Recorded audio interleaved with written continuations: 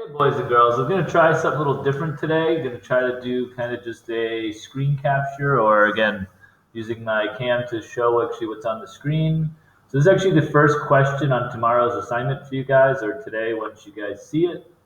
And it has this kind of fact family right here. And we have kind of 8/5, 2/5, and 10/5. And if you just kind of ignore the fives, it's really just 8, 2, and 10.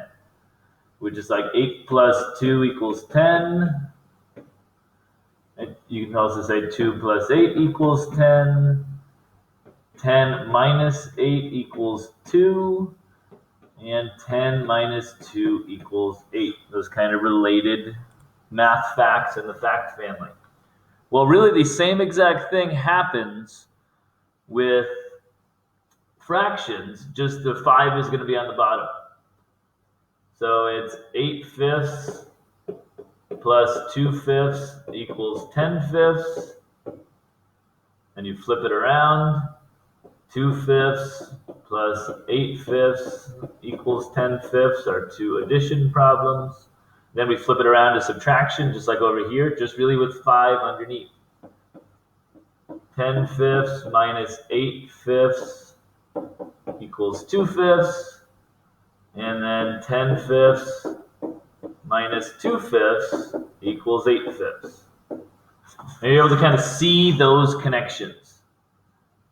And I know a lot of times I tell my group to just kind of skip this part or just to not even worry about it. But there is a little way that you can actually put those same information in here. There's this little symbol here, and I use this a lot when I'm making up parts that I'm then going to like screen capture that I put in the answers for the forms. And this little button here that looks like a fraction. And I'll show you where that was again. You notice again, it's like this little, it's almost like the division symbol.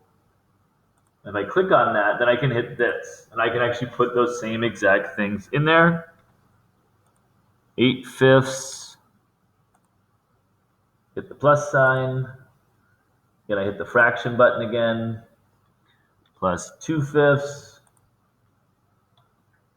And now I need my equal. I don't see it up here. I can just hit it on my keyboard.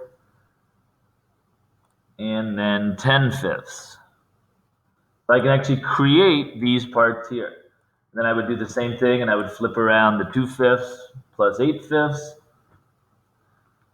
equals 10/5. Again, then I would do the subtraction down below, where I would start with the bigger number of 10/5. I would subtract 2/5. Oh, don't want to use 2.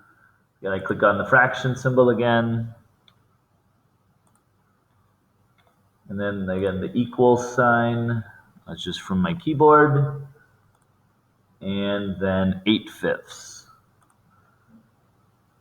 Okay, and again, I would have put the other subtraction, I'd put the other addition in the middle, and then I hit OK, and it will actually fill it in over here.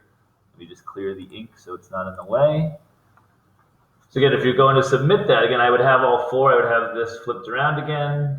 Then when I hit submit, that's what would actually come through. Then you go to the next problem, it would do the same thing. Again, I'm going to pause for a second and flip to then the next part. And then after that, they're all going to look like this, or similar type things, like 1 minus 8/10. Here, again, we talked about this the other day. 1 can be anything I need it to be. Up here, I needed it to be 4/4. It could be 3/3, 10/10, right? 12/12. Whatever I need it to be, whatever really that bottom number already is. Here, our bottom number is already 10, so that's the number I'm going to use. I'm going to make it 10/10, or 10/10. Now I can take 8/10 away. The same way they did up here with 4/4. Right? Again, if I have 1 whole, I want to give you 3/4. Again, I just break that up kind of in my head first. There's my 4/4. I'm going to give you this one, and this one. And I still have that one left. That's what here again, same thing. My 1 whole is the same. I can make it whatever I want. It wouldn't make sense for me to make this 4/4 and then try to subtract 8/10. because I can't do 4 and 10. You have to have the same bottom number. So whatever my bottom number already is, I use it on both the top and the bottom. And then I can subtract. And I'll show you this again in a second. And then I can show you a different number. I wanted to pick one that didn't have 10 on the bottom. And I'll kind of explain why in a second. And I have 1 1/5, and I want to take away 3/5. Again, at first I'm just kind of thinking that you can't just flip this around. Really, I'm trying to do 1/5 minus 3/5. You can't just flip this around in your head and say 3/5 minus 1/5 equals 2/5. Yeah, it doesn't work there. Okay? It's 1 minus 3. Again, if I have 1 of something, I can't give you 3 of something. I don't have 3 to give you. I only have 1. So when I'm borrowing in fractions, something kind of different happens. I do have 1 whole piece. Okay? It does not become 11/5. I know that's kind of what you're used to happening. Again, you just kind of add an extra 1 to here when you borrow. That would only work if it was 10. If this was like 1 2/10, then yes, that would change to 12/10 when I'm borrowing. But that's only because 10 is my bottom number. I'm going to borrow the amount that is my bottom number. So with 1 1/5, right, I'm going to borrow. When I borrow from here, what I'm actually taking is 5/5. Plus, I already had 1/5 from before. So you basically just take the bottom number and you add more of that on. We need to also remember to then go back and add that. So 1 1/5 would become 6/5. And then again, now that I have 6/5, again, I just borrowed 5 more. 1, 2, 3, 4, 5. Now I can take 3 away. See, that ends up being these ones. If I have 1, I can't give you 3.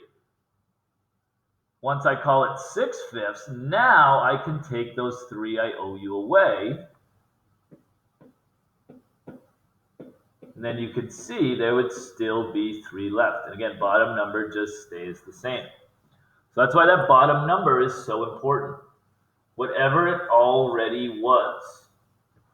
So when I go to borrow from 1 1/5, I know that that works. Remember, it's not 11. I can't just, I know how it works. That only works when the bottom number is a 10. Otherwise, you have to add basically the top and the bottom even here. You're still basically adding the top and the bottom number together.